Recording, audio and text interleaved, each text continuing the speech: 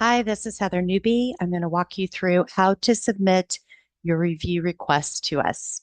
So when you click the link in the email that you got, it will take you to this screen here, and you'll click Start Medicare Guide.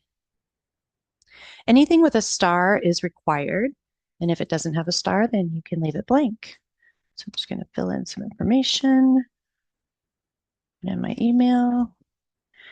Phone number does not have a star, so I can skip it. Save and continue. On the address screen, the only thing I need is your zip code. Save and continue. Here is the doctor screen. So if you're getting a quote for an Advantage plan, then you do need to put your doctors in here. If you are just getting a quote on a supplement or prescription plan, there's a skip button right here. You can skip that. Since traditional Medicare does not worry about networks of doctors, then there's no reason for you to fill in this information.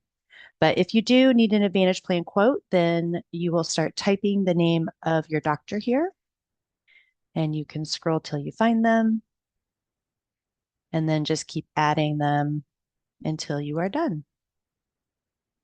When you're done, click Save and Continue. Here is the medication list. This is a very important step to make sure that you get it accurate. What you provide to me is what I use to quote. So if it's not accurate, then my quote won't be accurate.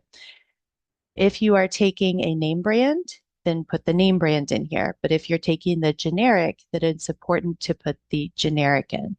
So you start typing, it will pull up some options. You'll select it, and then you'll choose your dosage with this drop down, and then how frequently you fill it. So if you get a 3-month supply, you can select that, put in your quantity, and save the medication.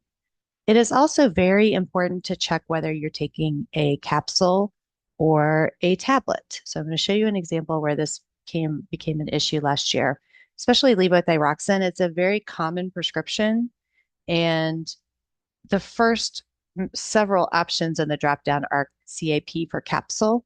If you keep scrolling, it takes you to the tablet.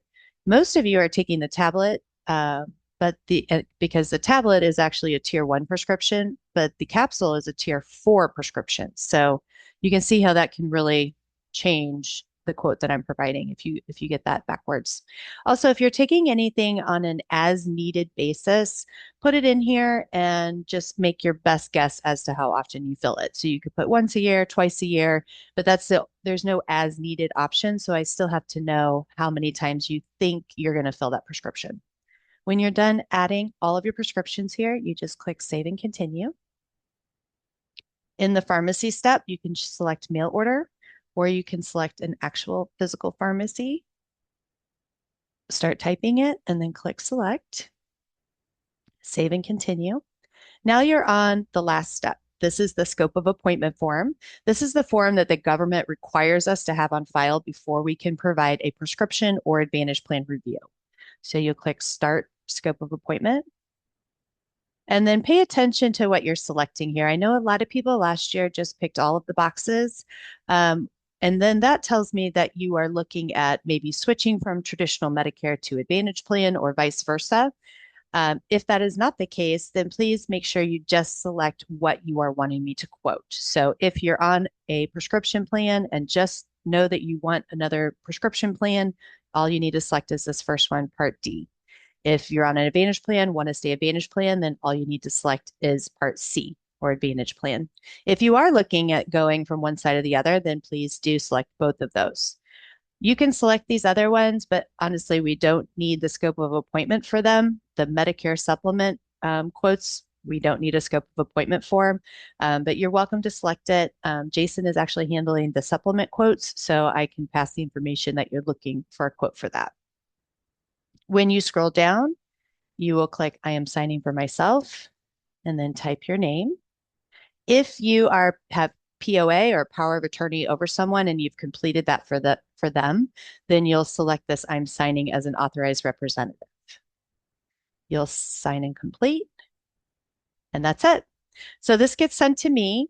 I put you on my list. I worked on my list in the order that I received them. I will reach out to you first by email with what I have found as my recommendation and my review information.